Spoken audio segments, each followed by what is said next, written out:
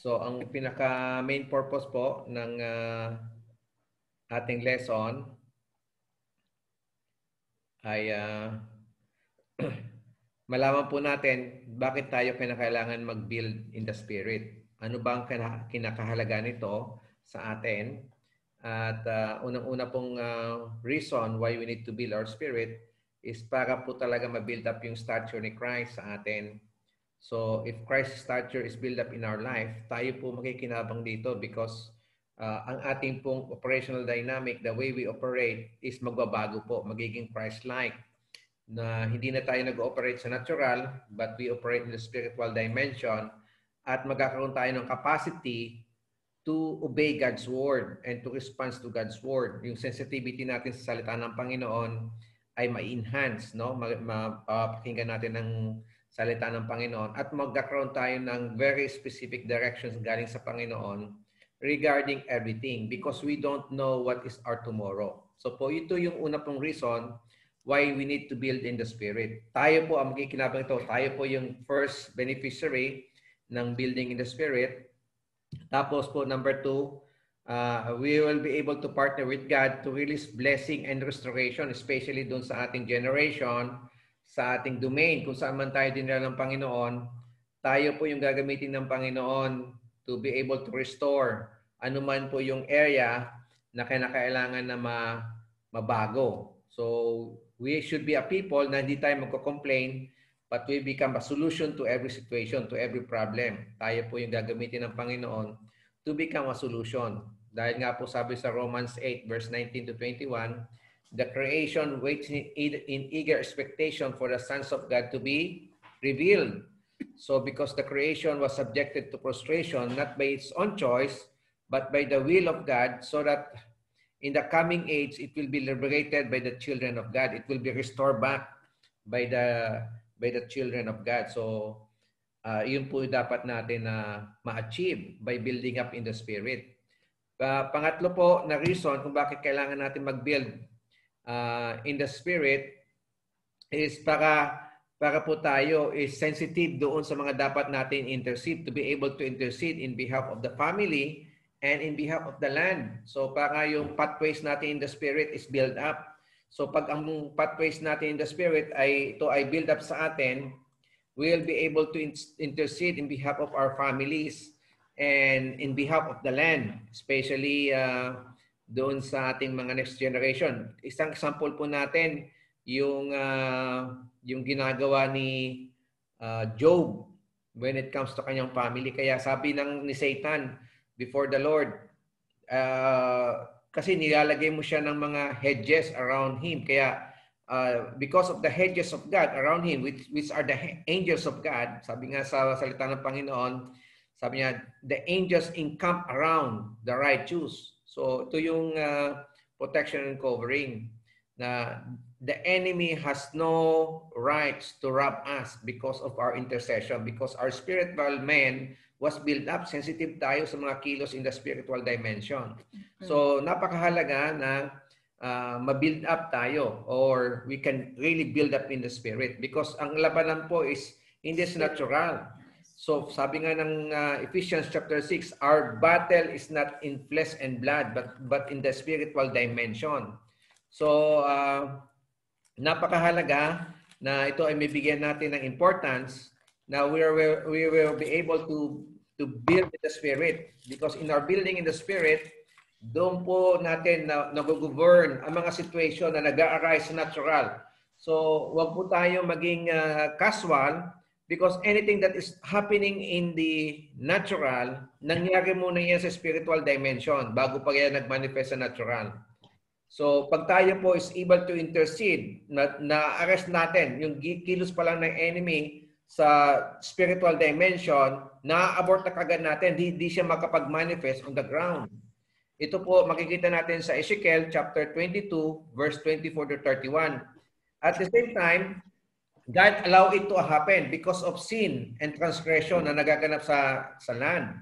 So dahil po dito, God allowed it because sabi ng salita ng Panginoon, for the wages of sin is death. Merong karapatan ng enemy because doon sa kasalanan. And when we rise up in the dimension of the Spirit, ang nangyayari po is we are interceding in behalf of the land, in behalf of our children, in behalf of our domain, para yung anuman yung judgment ni Lord doon sa area yon, hindi na ibababa. But we are interceding in behalf of the land, and we pray for it so that ang pagkilos ng Panginoon is to i-reverse lahat ang mga negative situation sa place na yan. Opo. So yun po yung reason bakit kailangan natin na mag-build in the Spirit. Okay po. Meron lang po akong okay. So ang pang-apat po is to declare the vengeance over the spiritual ruler. So para yung si Lord, gamitin po tayo to declare the vengeance over God's enemy. Sabi po sa salita ng Panginoon sa 2 Corinthians chapter 10 verse 6, and we are ready to punish every act of disobedience once our obedience is complete. So doon po lamang natin na nagkakaroon tayo ng complete obedience once po na tayo po ay nag-ooperate, nag-build in the Spirit. Nandun tayo, willing tayo to be in the gap. Okay. Ang bawat situation po natin. Okay. So, ito po yung napag-usapan po natin. Pangalawa pong slide na doon sa pinadala ko po, ito po yung pinag-aaralan po natin, pinadala ko po nitong slide sa ating group at meron po tayong copy nito. So ito po yung si-share ko. Let's share this slide. Makikita nila. Yeah, makikita nila okay. Ito po yung sinishare ko yung una. Ito po yung okay. Okay, so ito po yung importance. Ito po yung why we need to build up in the Spirit. So ito po yung reason. So 1 to 4 reason. And pangalawa po yung, ito po, sorry. Number 1. So the reason why we need to build up in the Spirit. At pangalawa po, ito yung important consideration to be observed by the builder in the Spirit. So hindi ko na po i-discuss to para po ito po ay kailangan po natin maipag-pray na we need really to consider, to observe all these things para tayo ay maging effective doon sa ating pag-build in the Spirit natin. Ang siguro i-discuss ko lang yung number 4 that we need to learn that we serve and relate to our God whose name is jealous. So, pag binasa po natin sa Exodus chapter 20 verse 5, ang sabi po ng Panginoon that He is the God whose name is jealous. We can never be in a position na tayo po ay okay. Sorry po. May inadmit lang po akong dalawa.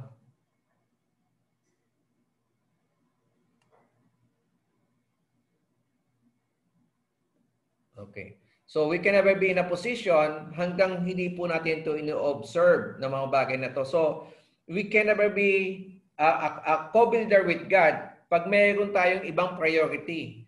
Dahil si Lord He is a jealous God. Ibig sabihin, nais ni Lord, pag sinabi natin jealous ka, pag meron kang taong minamahal at meron siyang ibang priority, because nga si Lord, ang kanyang basis ng relationship ni Lord is nasa basis siya ng covenant relationship. It is the way how God relate to us. He always enter to us in a covenant relationship. Hindi po pwedeng half-hearted ang relationship. The highest level of a relationship is a covenant relationship. Sa covenant relationship, you need to give up your commitment, your whole life to a relationship. Yun po yung para pong kasal, yun po yung, that is the kind of relationship na ibinibigay sa atin ng Panginoon. That's why Christ died for us. Yun po yung significance nito na si Lord ay namatay para sa atin because He is covenanted with us. So sabi nga ng salita ng Panginoon, if Christ died for us, we have also the obligation to do our part in our covenant relationship, that we should also be covenanted to Christ, na tayo po ay maging covenanted. So kailangan i-observe po natin, number 4, that God is a jealous God. Para bang, for example, ikaw may asawa, tapos yung kapartner mo in life, meron siyang ibang inaatupag, hindi niya inaatupag yung relationship niyo as husband and wife, ang mangyayari doon, mag-arouse yung jealousy. Halimbawa, isang example, na marami kang time doon sa paglilinis mo ng sasakyan. Tapos, example lang ito ng sasakyan, ng car, no? Tapos wala kang time na i-date mo yung iyong kapartner. Ano mangyayari nito? Magtatampo yung kapartner mo. Mag-arouse yung jealousy. Baka yung maganda yung sasakyan, palagi mo linisan, ang sadya niya nun, palagi niya yung dudumihan. Para buti na lang walang ganyan. Buti na lang walang ganyan. Mga woman of stature. Joke ko lang po yon. Ang iba, di ba, pag ang iba, halimbawa, bisikleta, na yun na lang inaatupag niya, yung bisikleta, wala na kayong time sa family. So, kailangan po, wag natin i-arouse yung jealousy ng ating kapartner. How much more with God? Ganon din si Lord. Na mahal tayo ng Panginoon, He died for us, then hindi natin siya priority. It is really a situation na kailangan natin i-reconsider. Okay? Na kailangan natin na may address sa atin. So, we are serving a jealous God. So, ito po mga consideration natin. We must always observe intimacy with God. Kailangan po ng intimacy, covenant relationship, at we must first seek the kingdom of God. And we need to learn and to relate to our God na si Lord ay covenant natin. Huwag nating i-arouse yung jealousy ni Lord dahil po meron tayong ibang priority. So, para tayo maging effective builder in the Spirit, ito po yung kailangan natin na ma-observe. Okay? Okay po. So, I hope po ito po ay naging malinaw. Ito po yung ating mga verse na pwede natin pong gawing reference. At hindi po ako ngayon magdi-discuss si Mami Glenn kasi ang i-discuss niya po ito yung dimension of a builder in the Spirit. So, bibigay ko na po yung table kay Mami Glenn kasi para sabi ko, para naman magkaroon sila ng different aspect ng dimension of the builder in the Spirit. Okay, Mami? Salamat your table po. is yours. Thank you sa pribilehiyo. Magandang hapon po sa bawat isa at sa mga taga-Pilipinas, magandang gabi. Di man ako makatingin sa screen masyado, pero naniniwala ako na dinig nyo naman ang aking boses. Ang importante ang salita ng Diyos na tinatanggap ng ating mga espiritu. So we are in a very crucial period of time, especially of the church kingdom that is manifesting right now. Kailangan makasabay po tayo doon sa season na ito. Hindi po tayo ma-left behind. At kailangan nakapace tayo sa galaw at kilos ng banal na espiritu sa church. So pumasok na tayo sa lean years. At dito sa lean years na ito, hindi tayo pwedeng maging casual. Lalo't higit, hindi tayo pwedeng maging familiar lang o mamuhay na para bang kagaya pa rin ng dati. Samo ko na pagkatapos natin ng lesson na ito sa hapon na ito ay makadecide tayo na hindi na tayo namumuhay sa pathways of the old order because the Holy Spirit moved forward. He accelerated much the church. So, and therefore, we need to pace with Him in the church kingdom dimension to live in the new way of living, to the new order, to the new way of living. No longer the old ways that we have. Kaya ang thinking pattern natin kailangan makasabay sa carry ng ating mga espiritu. I hope maliwanag po ako sa inyo ngayon. So ang lifestyle natin, hindi na pwede yung dati. Kung yung dati mayroon ka pa ng mga ganitong, ay, bored ako sa bahay. Something is wrong. Bakit nabuboard ka sa panahon ngayon na nasa preparation time tayo? Sabi ko nga sa mga anak namin, sa akin parang kulang na kulang ang 24 oras sa dami ng dapat matapos, sa dami ng dapat gagawin. Kaya yung pag may boring moment pa kayo sa mga sarili na, nako, isettle natin ito once and for all kay Lord. Ibig sabihin, hindi tayo nakaka-pay sa Holy Spirit kasi God, the Holy Spirit, who is the builder of His church, accelerated all the more.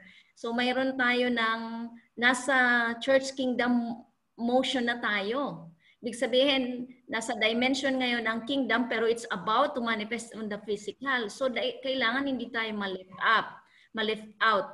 Ang thinking pattern natin importante. We shouldn't have and we must not have a weak thought pattern. Pag sinabi natin weak thought pattern because it is untrained.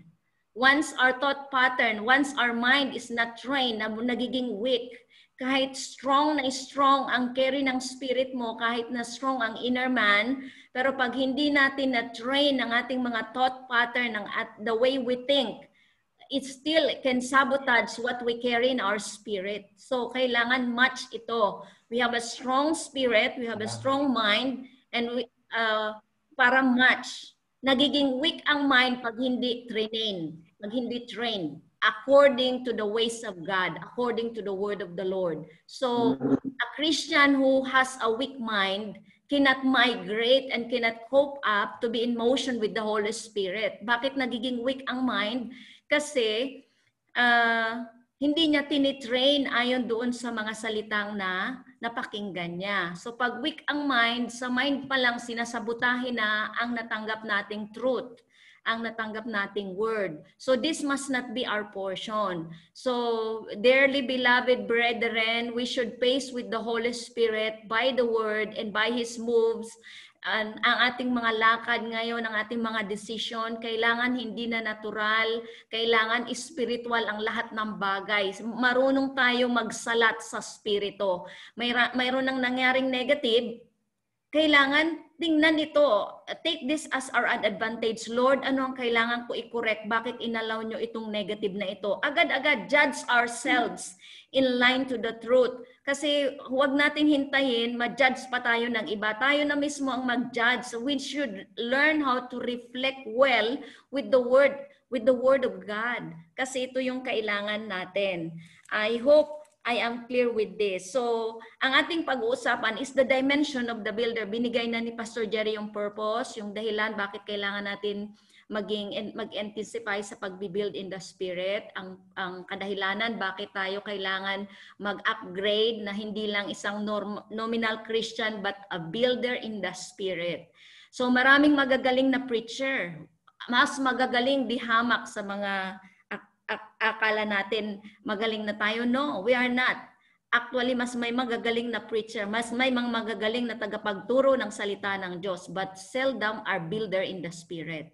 Pag sinabing builder in the spirit are those who build Christ in their lives so that whatever they build up in their lives can also be built up to others. Nakuha po natin. The word that we receive, that is in us, that can be through us, will become a building materials.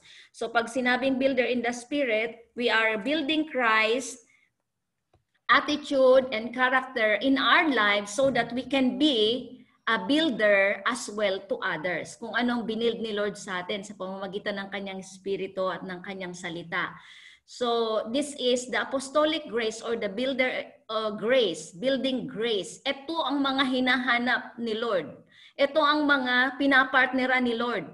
Kapag builder in the spirit tayo, we should accurately partner with God because ito lang ang mga may ganitong mentality ang nagiging accurately, may potential accurately partnering with God in this hour, in this season. So let's open our Bible or press your Bible to the 1 Corinthians chapter 3, 9 to 20. Diretso natin sa 20. Babasahin ko po, sundan niyo po lamang ako. For we are both God's workers, and you are God's field. You are God's building. Verse 10, because of God's grace to me, si Paul ang nagsasalita sa mga taga-Corinth Church. Because of God's grace to me, I have laid the foundation like an expert builder. Now others are building on it. But whoever is building on this foundation must be very careful. For no one can lay any foundation other than the one who already have Jesus Christ. So Jesus Christ is the only foundation of each Christian. In verse 12, anyone who builds on that foundation may use a variety of materials, gold, silver, jewels, wood, hay, or straw. But on the judgment day, fire will reveal what kind of work its builder has done. The fire will show if a person's work has any value. If the work survives, that builder will receive a reward. Hallelujah. But if the work is burned up, the builder will suffer great loss. The builder will be saved, but like someone barely escaping through a wall of flames. Don't you realize that all of you together are the temple of God and that the Spirit of God lives in you? Amen. God will destroy anyone who destroys this temple. For God's temple is holy and you are the temple. Stop deceiving yourselves. If you think you are wise by this world's standards, you need to become a fool to be truly wise. For the wisdom of this world is foolishness to God, as the scriptures say. He traps the wise in the snare of their own cleverness. And again, the Lord knows the thoughts of the wise. He knows they are worthless.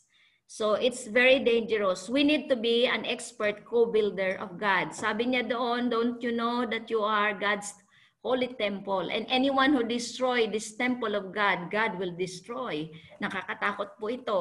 Kaya hindi po natin basta-basta ma-abuse ang ating mga physical na pangangatawan kasi ito yung bahay ng Panginoon. So, ang tinatawag dito are corporate body, ang pagkakaroon ng corporate getting together, yung connectivity nga in the spirit. It's not about laging nagkita-kita kasi maraming Kristiyano araw-araw halos nagkikita-kita pero walang connection sa spirit. Pagdating ng shaking, pag dinaan yan sa mga trial and testing, wala yan. Yun yung mga superficiality and it must not be our portion. Okay, ang connection natin sa spirito. Kasi ang labanan is spirito. Ang ministry is a spiritual work. Ang relationship natin is a spiritual. So hindi ito, kahit na hindi tayo nagkikita-kita physical or face-to-face, but once your connection is in the spirit, it is accurate. I tell you, what we are accessing in the spirit, you can also have it immediately in your spirit. But it is being sabotaged always when we misbehave. Kaya nga ang behavior natin, aayusin natin ngayon. Marunong tayo magtanggap. Pag mali tayo, mali. Doon tayo sa posisyon na hindi maraming alam. Ang maraming alam, yun ang nadidiray lagi eh. Yung akala mo, ikaw na ang mas madaming alam. Wala naman taong alam niya ang lahat ng bagay. Partly, di po ba? Pero pag mayroon tayo ng spirit of loftiness, change. Ang spirit of loftiness, yung parang magaling siya. Yung ayaw malamangan, yung parang tipong gusto mong ikaw lagi ang magaling, ay kailangan mo akong, pag nauungusan ang sakit sa ego, ito ang mga hindi dapat natin maging portion. Kasi ito ang sinasabotahe tayo. So loftiness, that is the thought pattern of this world. Dahil pag kumonekta tayo sa frequency ng mundo ngayon, it's very dangerous. Stop it. If we are connected to the frequency of this world, alam niyo po ba ang masasagap niyo? Competition, stress, covetous, greed, poverty mentality, entitlement mentality. Yan yung mga frequency sa world. Nakakapagod. Whereas nagbigay si Lord ng order of the kingdom na pag kumonekta tayo sa kingdom, sa divine, it's a peaceful, joyful, right? Basta as long as we are under a righteous living. Yung righteousness ba ang ating ginagawa? Pag dito tayo kumonekta sa frequency na ito, there is so much peace. Napakasimple ng pinagagawa ni Lord. Kaya ang sabi niya nga dito, pag ang nilatag ng mga builder in the spirit, ang nilatag ni Paul, Apostle Paul, ang nilatag niya sa mga taga-Corinth is the foundation of Christ. Okay, kahit na sino ang mag-build doon, but as long as it is Christ. Sabi niya, pag hindi Christ ang na-build, pag dinaan sa apoy, tupok yan. Pag natupok, wala nang reward ang builder, marami pa siyang losses. Pero pag hindi natupok, ibig sabihin, Christ material, heavenly materials, it will endure through all the season and through all generation at my reward pang builder. Hallelujah. So dito tayo. Dito tayo sa nire-rewardan. Pero paano pa mag-build ng accurately? Hearing and obeying lang po mga kapatid. Walang iba. No more, no less. Hear the Holy Spirit and obey the Holy Spirit. That's all you are building. Halimbawa, simple illustration, nakaugalian mo na manalangin. Nakaugalian mo na manalangin every day. Kaugalian mo ng manalangin.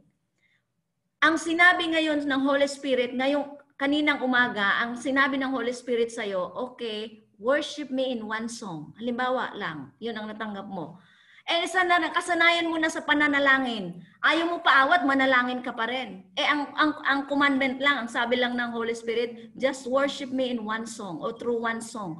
Yun lang, simple lang. Yun lang ang kailangan natin i-obey. Worship Him in one song na inimpress sa ating espiritu. That's all. Pag pinasobrahan mo pa, kasi yun ang nakasanayan mo pa panalangin, yung panalangin mo, akala mo na-build mo yun, wala kang na-build kasi disobedience na yun.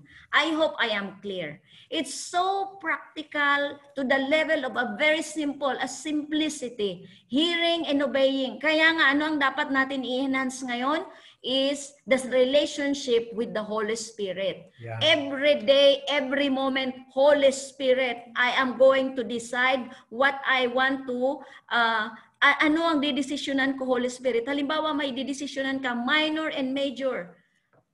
Paano po kung di ko pa po naririnig ang Holy Spirit? Yun ang atin nating gagawin. Fellowship.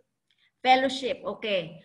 Wala naman, lagi kong sinasabi, wala namang tatay sa pamilya ito ha, just for the sake of illustration, wala namang tatay o nanay na nagbigay ng pamphlet, nagbigay ng manual, halimbawa, Tito JB and Tita Cecil or bawat isa sa atin, nagbigay ba tayo sa ating mga anak nung di pa siya nakaka-recognize ng hearing ng manual para sabihin, okay, Jaben, ito ang manual, paano mo marinig, ma-recognize ang boses ni Daddy at ni Mami ha. O kaya, Celestine, ito ang manual para pag-aralan mo, para ma-recognize mo ang boses ng Daddy at Mami. Wala naman, di po ba? Just by merely fellowshipping and close relationship with our children or with whom we are related to, nare-recognize natin po unti-unti ang boses. Ganon din po sa Holy Spirit. Hindi kailangan ng makapal na manual para ma-recognize natin ang tinig ng Holy Spirit. Ang conscience natin magsasalita na, okay, the Holy Spirit yun. So, alam natin na Holy Spirit yun kasi it is a command. It is a masculine voice. It is strong, authoritative, but not without arrogance, without boastfulness, but there is authoritarian. Not authoritarian. Authoritative, masculine voice, simple, short, parang command. Pag may tinanong ka, ang sagot, yes, go, stop, pull back, at clear oracle ito. Hindi mo ito pagdududahan, parang, ito ba? Hindi ka magda-doubt. Kaya nagda-doubt kasi ang mind hindi trained. But once our mind is trained, ay magmamatch yan sa kung anong natatanggap ng Spirit natin sa Holy Spirit. So how to build, how to accurately partner with God, how to build in the Spirit is to hear and obey. Okay. Nawawala ang mga entitlement mentality, nawawala ang mga mentality na wrong when we hear and obey. Ang Holy Spirit ay hindi religious. Kaya tayo lang ang religious. Kaya yung nakasanayan mong panalangin na everyday mag-intercede ka, tapos one day the Holy Spirit arrested you, just worship me through one song that I put into your heart. That's all. Yun lang. Bakit babalik ka dun sa intercession? Pinapahirapan mo ang sarili mo. Pag nagsabi na ulit ang Holy Spirit, intercede. Doon na ulit. So that is accurate building. Hearing and obeying. Hearing and obeying. Hearing and obeying. We are building Christ in us. So pag nasabi ang Holy Spirit, change because you have this entitlement mentality, and change. Di na kailangan manalangin. Yeah. On the dot, change. Kasi nakasanayan na natin na magpanalangin muna bago magbago. That is religion. Lagi ko yung sinasabi. Kailangan ko muna manalangin bago ako magbago. Pwede tayo magbago. The moment you receive the word and we receive that word at na-realize natin tayo ang mali, siyempre, tayo ang mali lagi. Kasi ang word ni Lord, perfect. Tayo ang mali lagi. Hindi ang word ang mag-a-adjust sa atin. Tayo ang mag-a-adjust at lilinya sa word. Pag narinig natin, right on the dot, change. Kasi walang religiosity. Remember, religiosity spirit, yun yung kalaban ni Lord nung panahon. Okay, yung pangalawang text natin sa Ephesians chapter 2:19. Consequently, you are no longer foreigners and aliens, but fellow citizens with God's people and members of God's household. So tayo ito, God's household, isang pamilya. May pamilya ang Diyos sa langit, may pamilya ang Diyos sa lupa. Tayo ang mga nasa lupang pamilya ng Diyos. Amen po ba? So, ikaw at ako, ang pamilya ng Diyos na nasa lupa. Maliwanag ito. There is a heavenly household, God's household. Tayo ang mga household ni Lord na nasa earth pa. So, itong pamilya ng Diyos na nasa earth ay kailangan, desire niya na maging kapartner niya sa pagbibuild ng kung anong nasa puso niya na dapat mapangyari sa lupa. Kaya ikaw at ako na pamilya ng Diyos sa lupa ay maging extension ng kanyang mga plano. Maging halimbawa ng kanyang mga plano. Hindi nananabutahe sa pagmi-misbehave. Okay, I hope hindi na tayo mga nagmi-misbehave. We observe boundaries, we observe protocols. Hindi pwedeng hindi tayo mag-behave ng tama. When we say behave, as in behave. When we are accurate partner of God on the ground, we should behave well. We should count as one. We should behave as one. Hindi na... Ibig sabihin, for the sake of others, lagi ang ating iisipin. For the sake of the family of God. Hindi mo isipin yung sarili. Pag full of self pa tayo sa panahon ngayon, i-expose tayo ng bonggacious ni Lord. Mahirap. Kasi humiliation ang dating sa atin. Disgraceful. Ngayon, nasa grace period tayo mga kapatid. If I am too strong because this is what we need. Ngayon, nasa grace period tayo ng sa paghahanda. Okay, nasa paghahanda tayo. Ibig sabihin ng grace period, nagtapos na talaga actually yung panahon, pero nagbigay pa si Lord ng grace period. So, itong grace period na to, itama na natin ang mga dapat itama sa relasyon natin sa mag-asawa, relasyon natin sa mga anak, ang relasyon natin sa Panginoon, ang pagiging nanay natin na accurate, ang pagiging tatay naging accurate, pagiging couples na maging role model sa mga anak natin. Isantabi, hindi isantabi, i-put to death ang flesh at saka ang self. Kasi pag full of self pa tayo, ang mumunting bagay na walang issue, i-issuehan mo. Kasi self pa rin, ego pa rin.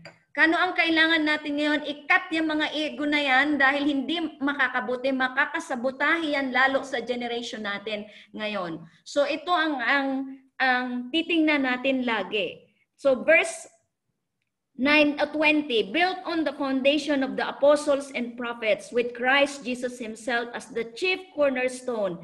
In him, the whole building is joined together and rises to become a holy temple in the Lord. And in him, you two are being built together to become a dwelling in which God lives by His Spirit. So maliwanag po dito sa ating binasa na hindi tayo mapapanahanan ng Santong Espiritu pag hindi tayo joined together.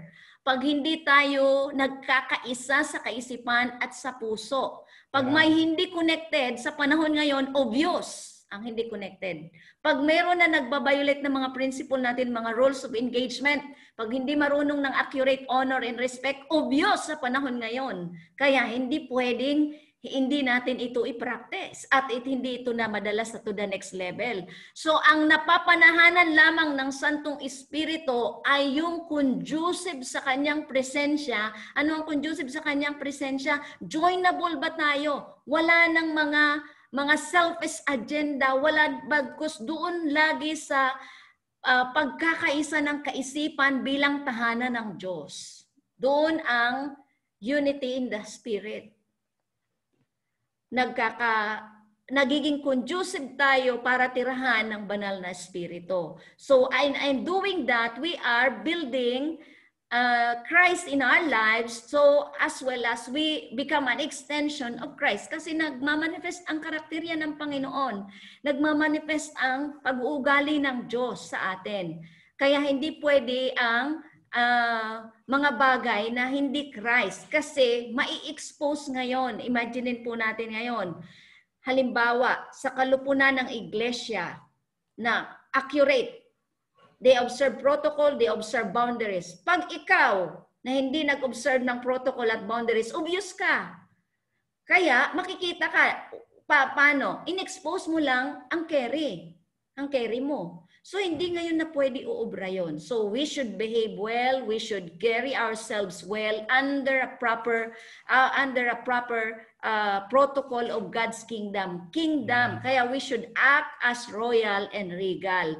Mga honorable. Pag nasa kingdom, honorable. Ang mga bagay na hindi na dapat maging behavior, tinatanggal. Hindi natin hintayin na iba pa ang pumuna sa atin. Lalo kung hindi tayo teachable nung mga nakaraan, ngayon hindi uubra. Mahirap iba pa ang magpuna sa atin. Tayo na, punain na natin ang ating mga sarili. Punain na natin, i-judge na natin ang dapat i-judge sa ating sarili para maging accurate tayo mag-judge ng enemy. Yun ang nakalagay sa Corinthians. So, anong verse pa ang susunod yun, darling? Okay. As usual, hindi po ako galit. Ha? I hope you carry my heart to you na pagka ganitong mga sitwasyon, if you just know what is really taking place in the spirit dimension, ang urgency sa inyo, ang urgency na meron kami ni Pastor Jerry, magiging urgent kayo kasi ang labanan ngayon is spiritual. It's no longer the natural because whatever is in the natural is just a result of what is in the spirit. So it's the battle in the spirit is strong. If you could just sense it in your spiritual dimension. So hindi tayo pwede magpatumpik-tumpik. Hindi tayo pwede maging so casual. We should enter into the extraordinary way of living. We should enter into the pathway that is no longer the old pathway, but the new one, the new pathway in the spirit, the new order of living, the new way of living, which is covenanted to the Father through Christ Jesus. So yun ang ating babaguhin ngayon. I hope pagkatapos, di man natin matapos ang lesson na ito, pero yung principle na pinick up ng spirit natin, lakaran natin immediately. As in immediately. So in Ephesians chapter 4, 11 to 16, nakalagay ay, it was He who gave some to be apostles, some to be prophets, some to be evangelists, and some to be pastors and teachers. Sa ibang translation, a gift. So, to prepare God's people for works of service so that the body of Christ may be built up until we all reach unity in the faith and in the knowledge of the Son of God and become mature, attaining to the whole measure of stature of the fullness of Christ. So ito yung ito ang tinatrabaho natin. Ma-attain natin ang full stature o measure or dimension of Christ in our lives, to be like Christ in short. Paano ba mag-operate si Christ? Dapat ganun tayo. Paano ba mag-handle si Christ ng mga challenges? Ganun tayo. Kasi minodelo ng Panginoong Jesus, nung nandito pa siya sa lupa, minodelo ng Panginoong Jesus kung paano siya mag-handle kahit nasa harap siya ng dyablo. Actually, no much. Kaya nga, may nakita ba kayong rebuke the devil? He speak to the devil. Because the devil knows who he is. Kaya nga, yung siniris ni Pastor Jerry na yung stature, yung the dimension of the stature of Christ in our life, mahalaga po yun mga kapatid. Ngayon, ito ang titingnan natin. Ang tatrabahuin natin kasama at kapartner ang banal na spirito at ang salita ng Panginoon ay ang wangis ng Panginoong Jesus ay mabuilt sa ating mga buhay. Ang karakterya, ang paano ba mamuhay ang Panginoong Jesus, paano ba siya mag-operate pag mayroong pangangailangan, pag mayroong challenge, ano ba ang mga action at reaction niya, paano ba siya magdesisyon. Yun po yung ating modelo, yun yung pattern natin. Kaya nga, sabi dito, but before that verses, ano ang nakalagay doon? Ang 5 ascension gifts, the prophet, apostle, teachers, pastors, evangelists, are gifts to the church. Yeah. Kaya sa ayaw man nyo at sa gusto, pero gustuhin nyo na si Pastor Jerry ay gift sa inyo. Yeah. Sa atin. Tama ba? He is a gift to the body for us to be built up to the fullness of the stature of Christ. Ngayon, kung hindi kayo connected kay Pastor Jerry, sabihin mo, nag-direct ako kay Lord. Isn't it a violation of the divine order? Kasi ang divine order is the pastor, is the set man. Pag sinabing set man, itinalaga ng Panginoon sa pamilya niya, sa lupa, sa unit natin, sa GH, okay, GH Jubail, itinalaga ng Panginoon para maging set man. Doon tayo dapat kumonekta para wala tayong na-violate na protocol in the dimension of the Spirit. But once we violated this kind, kunyari-kunyarian lang ang connectivity natin, I tell you, masasabotahe ang generation niya. Kaya ngayon, I plead, samo ko sa bawat isa, ayusin natin ang dapat ayusin, lalo ang connection natin ngayon. Dahil pag hindi tayo connected sa divine order ng Panginoon at hindi to accurate, may magsasuffer. At you can never gamble the destiny of your generation in this hour. In this hour. It's so, oh my, it's about divine destiny. It's about life and death. Settle this.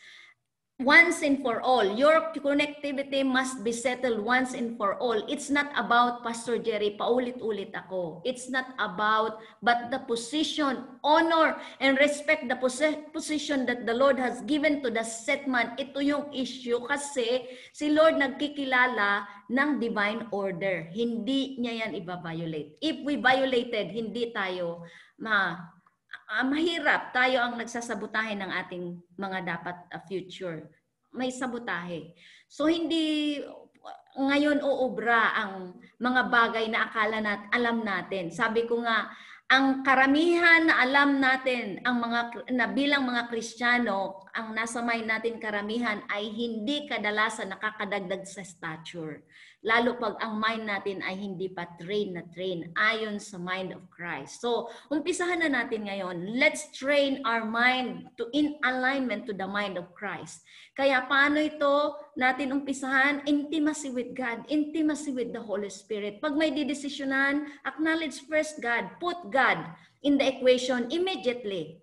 Kaya mag-evaluate tayo. Ang mga bagay na hindi mo narinig pero dinesisyonan mo, failure yon. Sa panahon nung tinuturo na to sa atin ngayon. Kaya nga ngayon, pag may didesisyonan, anything, lalo sa mga business ngayon, kasi I tell you, ang system magkukolapse because the kingdom ay magmamanifest. Kukolapse ang system. Hindi pwedeng dalawa. Okay? The kingdom of God will manifest. Tayong pipili. Saan tayo kukonekta? Sa system of this world that is going to collapse or to the kingdom of the Lord that is going to manifest? So dito tayo sa kingdom. This must be our portion. Ang system kukolapse. Kaya pag mag-i-start kayo ng negosyo at wala kayong klaradong narinig kay Lord, pull back. Pull back. Pero kung mayroon kayong klaradong narinig kay Lord, go for it at alam nyo kung ano ang 1, 2, 3, 4, 5 na wisdom na ibababa. Kaya importante ito. Ano man ang mangyari, course sa mga anak, lahat kailangan mapakinggan.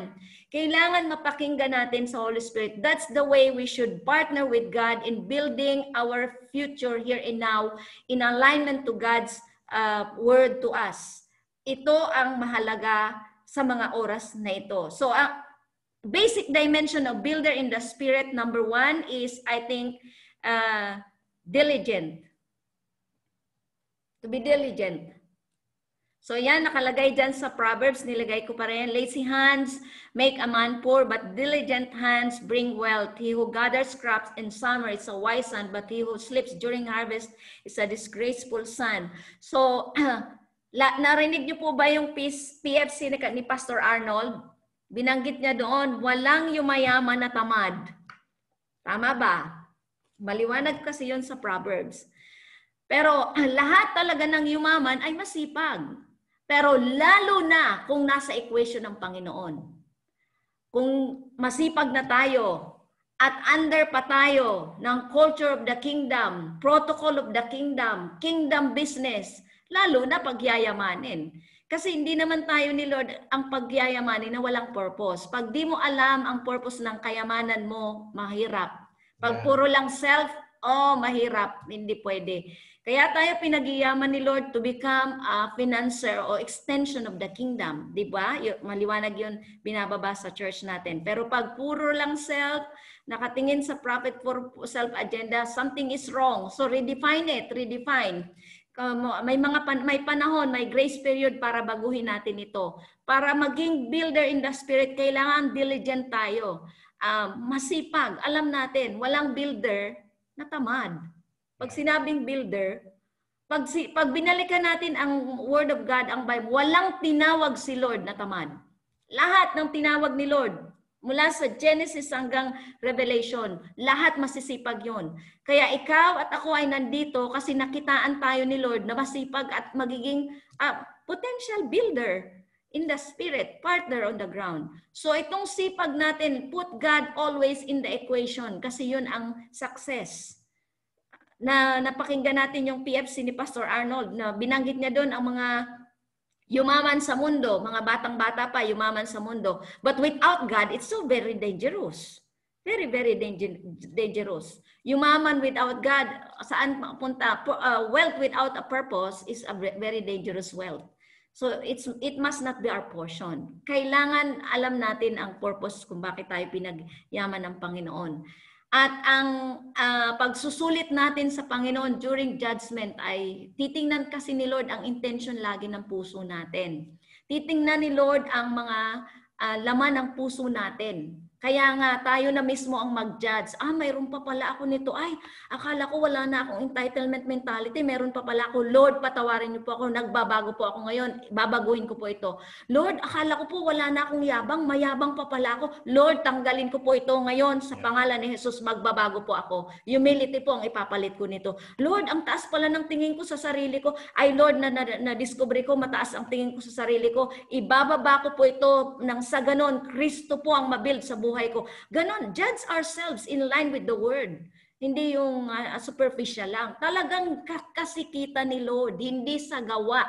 Naalala niyo po yung account ng nasa Matthew, I think it's in 7 verse 21, yung sabi niya, Lord, nagpalayas naman po kami ng mga demonyo. At Lord, nagprophesy po ako. Sabi nung isa, Lord, nagpagalin po ako ng mga may karamdaman. Grabe. Inisa-isa nila sa harapan ni Lord ang mga kanilang ginawa sa works. Okay? Anong sabi ng Panginoon? Lumayo kayo sa akin dahil hindi ko kayo kilala. Take note. Mga signs and wonders, followed by signs and wonders. Ang isa nag-prophesy, grabe yung propesya niya, nagpagaling ng mga masamang mga karamdaman.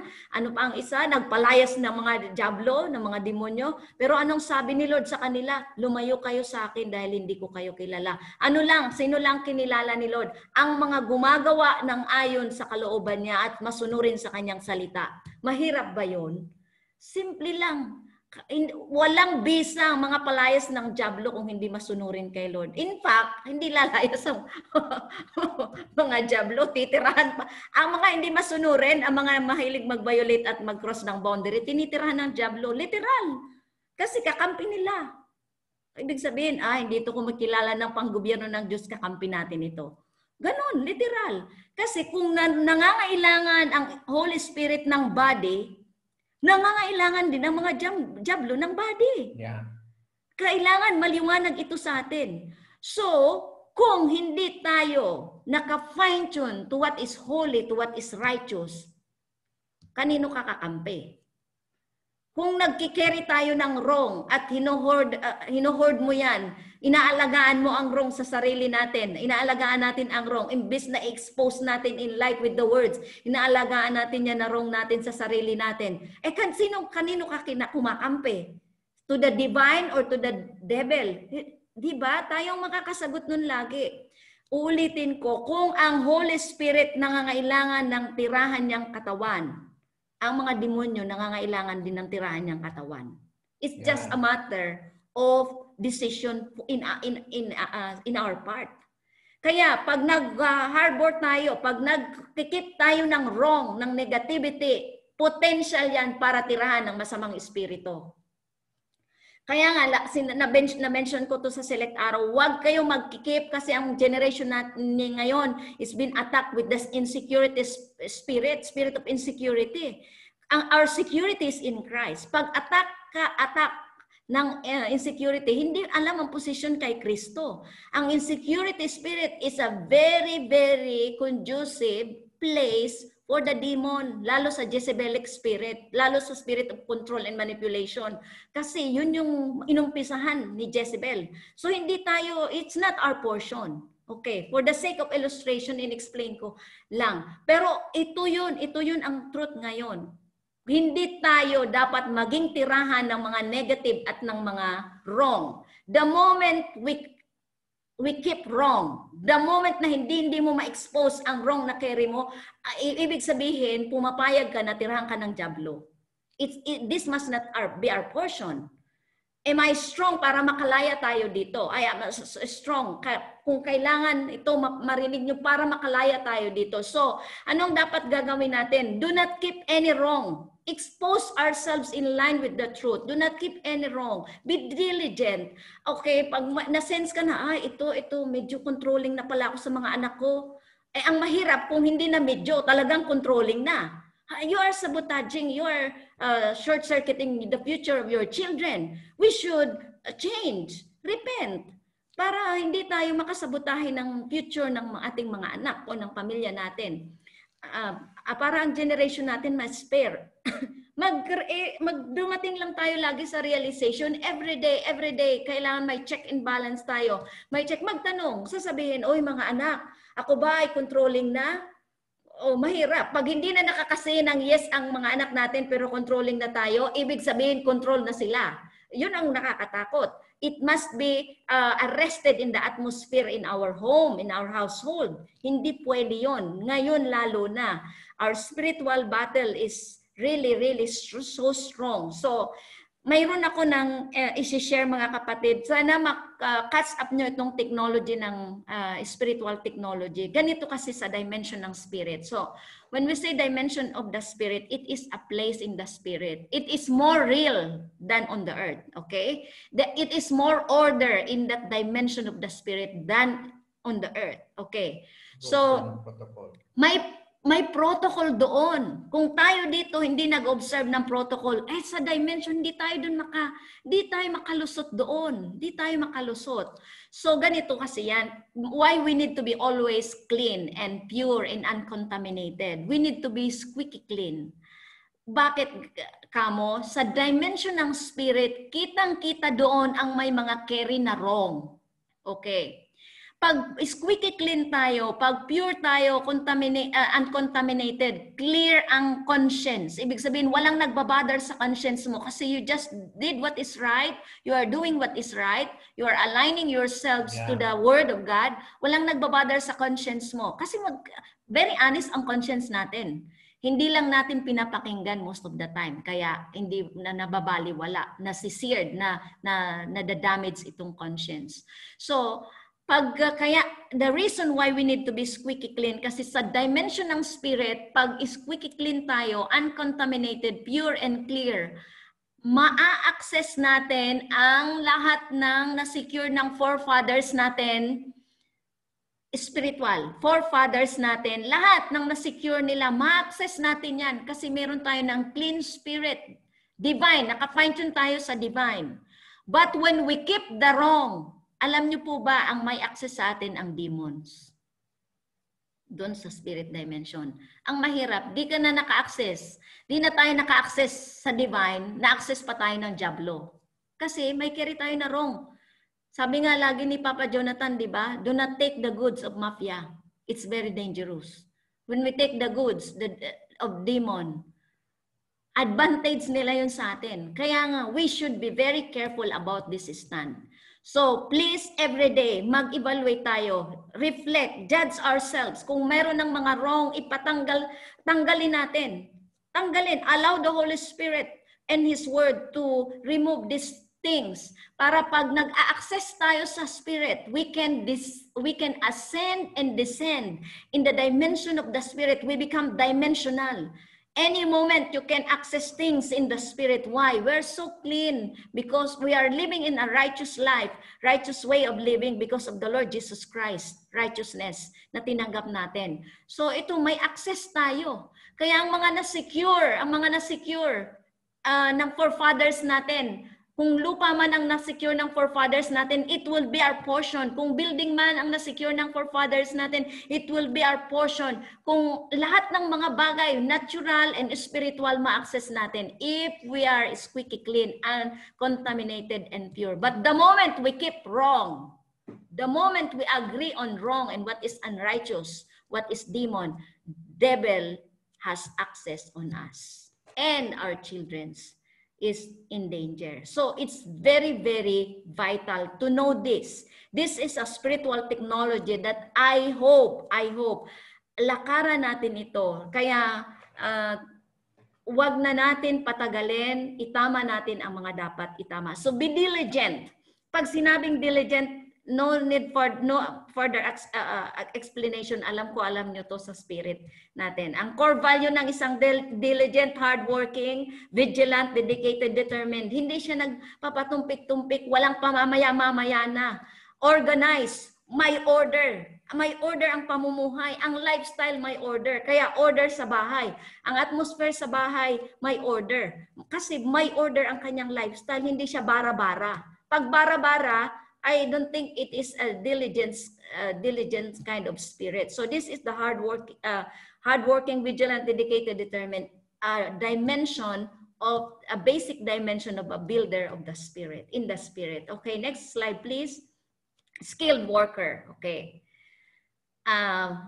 We all have power to make wealth. When we carry Jesus, when we carry the Christ character, attributes of Christ, the character, the attitude of Christ, we carry such dimension of the power of to make wealth. Okay, but skilled is not the power to make wealth. When we add the God factor, skilled of God plus skill, that is your power to make wealth. Pero kung skill lang, wala si Lord sa equation, hindi lang natin alam kung saan tayo hanggang saan tayo dadalhin ng skill. Kaya wag tayo padideceive doon sa mga verses na binasa natin. Do not deceive yourself, sabi ni Paul, di ba? Let us not be deceived na, kasi kabisado ko na tong negosyo, kabisado ko na tong, magaling na ako dito. Nako, don't be deceived. Kailangan ang Holy Spirit kasi even the same enemy, the same battle, but God did not apply the same strategy. So, titingnan natin yun. Si King David nung pag nakikipaggera sa battle, same enemy, same battle, but when God speak to him, different strategy. So, yun ang pinaka-technology natin. Pag kasama mo ang Holy Spirit sa negosyo, different strategy ang matatanggap natin. Hindi pare-pareho. Kasi strategy si Lord. When we carry such a dimension of Christ measure, we become strategists. So, si King David ang hinalimbawa dito sa Psalm 78:72, and David shepherded them with integrity of heart, with skillful hands, he led them. So, skill is a must. But skills without God is dangerous.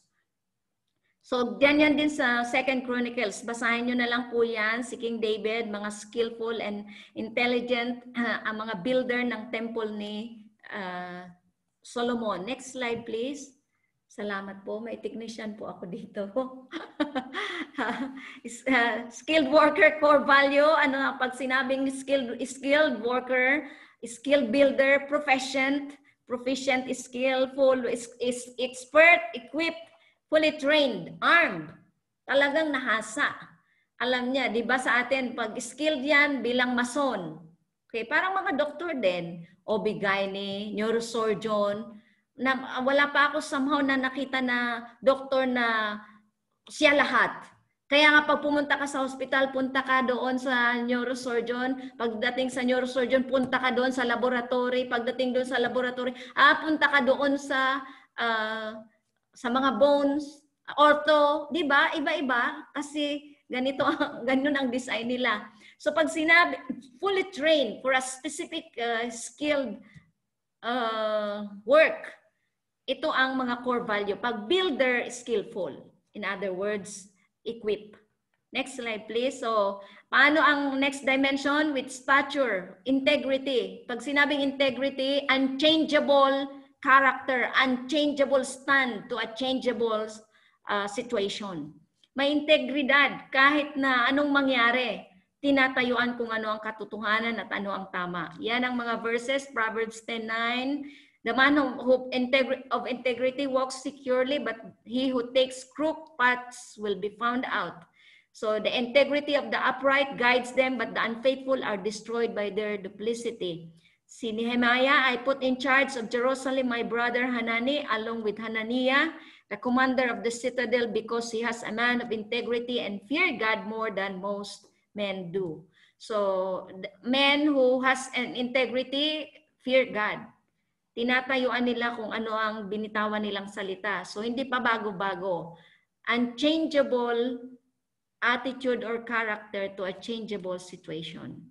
Ano ang core value nito? Christ-like, of course. Selfless. Ang fruits of the Holy Spirit minamanifest at dinadala to the highest level of being a core value. Governing and prevailing. Strong in the word and may power to prevail. Grace to govern ang attitude niya. Hindi siya na-intimidate, lalo na mga unrighteous. Kasi siya ang nasa tama eh. Ngayon kasi sa mundo, grabe ang perversion, grabe ang deception. Ang tama, yun, yung mali, yun na yung ginagawa nilang tama. At ikaw na tama, ikaw na ang i-intimidate. So kailangan natin tayuan kung ano ang katotohanan na tinanggap natin, conviction natin. Doon tayo, hindi tayo matitinag. Next slide, please. Accuracy. Accuracy ba?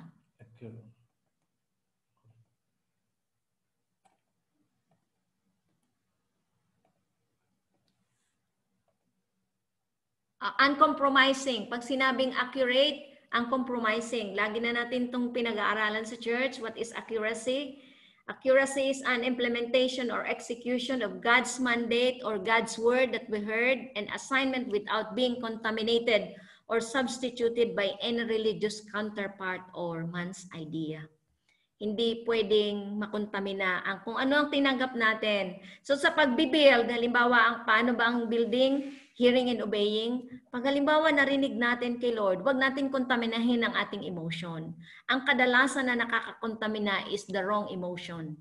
Kaya nga pag may mga wrong emotion pa tayo na hinaharbor o na kinikerry, pag binaba mo kahit word of God yan, kontaminado yan because you keep the wrong.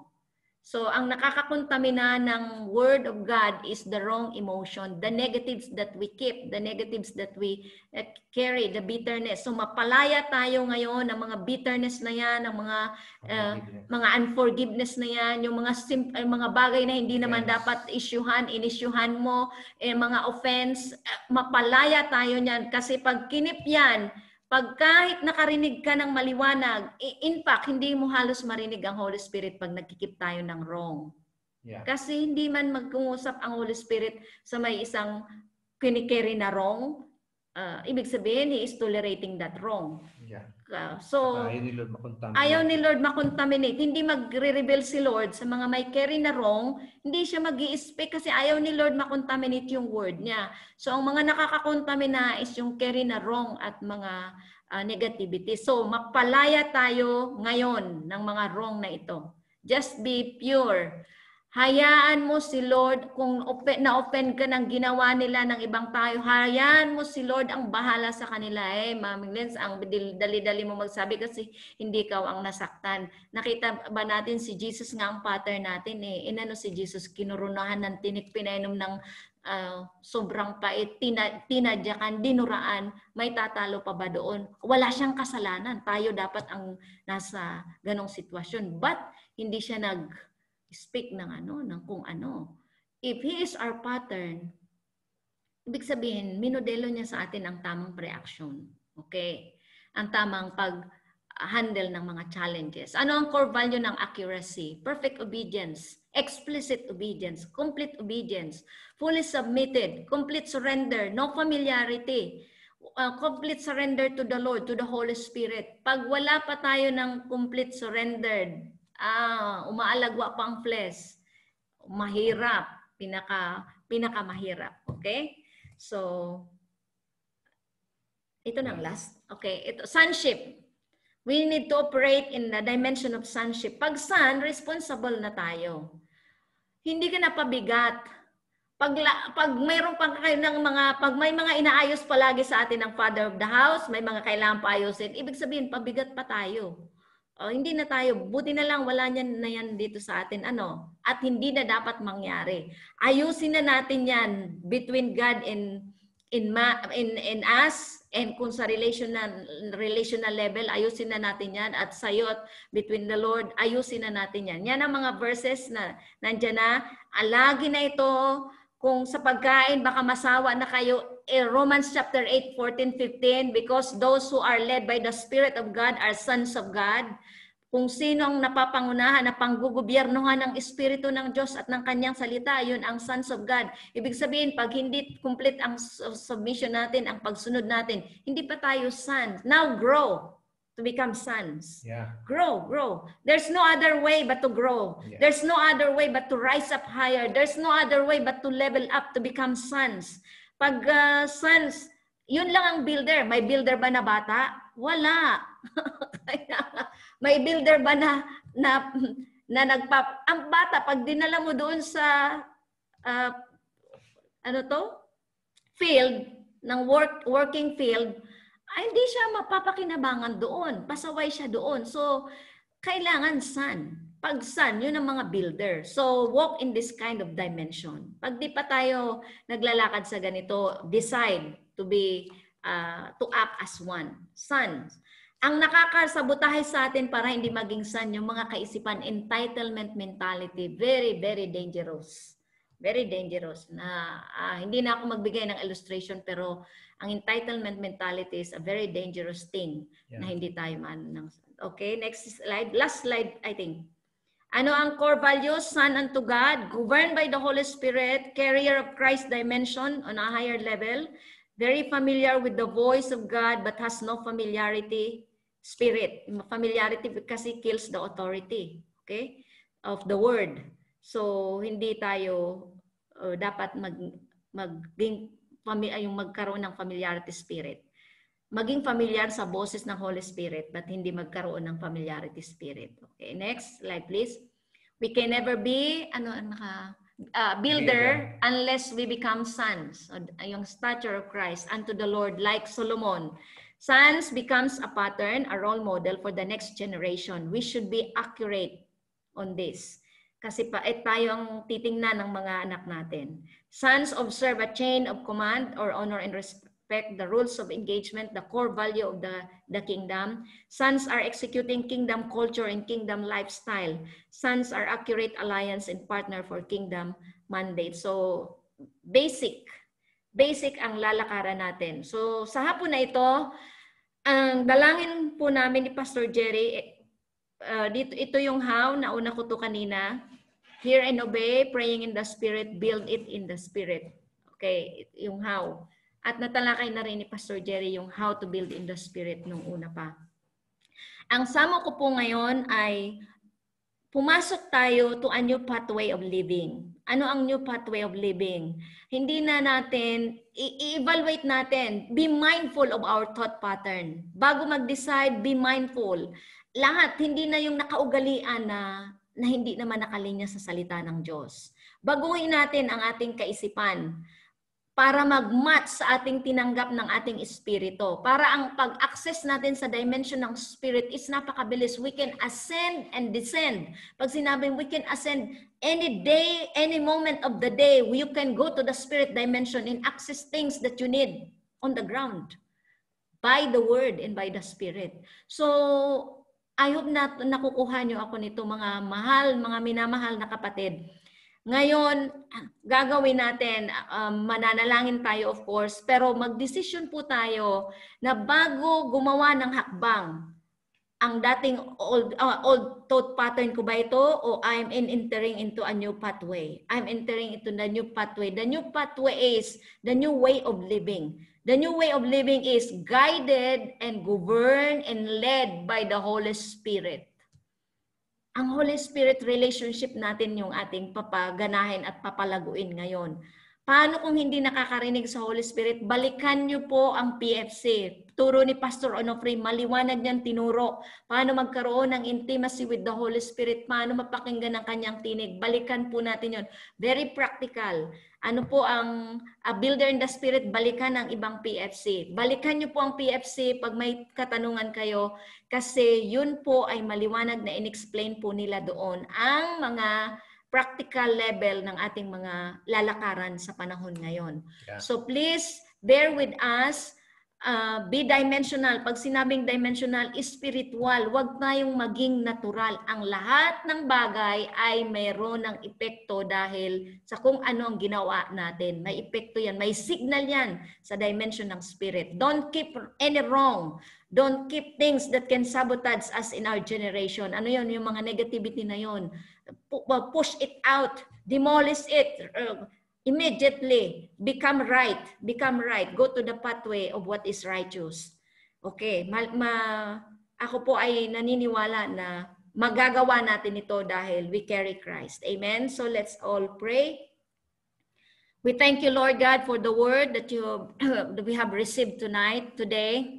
And we thank you so much, Lord God, for the grace that we are going to be received by each one. Yeah. Because we believe the word, we can outwork this word in our lives. And today, Lord God, we are going to make a decision to enter into a new pathway in the dimension of the Spirit, which is the pathway of righteousness, which is the pathway which is covenanted to the Father through Christ, and the relationship that is going to be completely intimate with the Holy Spirit, Lord, in our day-to-day living. We pray, Lord God, that let the peace be our governor and righteousness our ruler, which is the Holy Spirit, O Lord. Holy Spirit, dear Holy Spirit, become our leader since today, from now on, Lord God. We thank you so much that every one of us can be governed always by your word, by your truth, in the name of Jesus. And every wrong thing, O Lord God, that we know and we understand that we are keeping, O Lord, we are going to be set free once and for all today in the name of Jesus, including our family, including our children, in the name of Jesus. Today, as we make a decision, oh Lord God, no more wrong thing that will hover in the household, in every home, in every family, in every husband and wife. In Jesus' mighty name, let the extraordinary protection, extraordinary prophetic fulfillment, covering, and prosperity and provision be upon the portion of GH Tribe right now in the name of Jesus.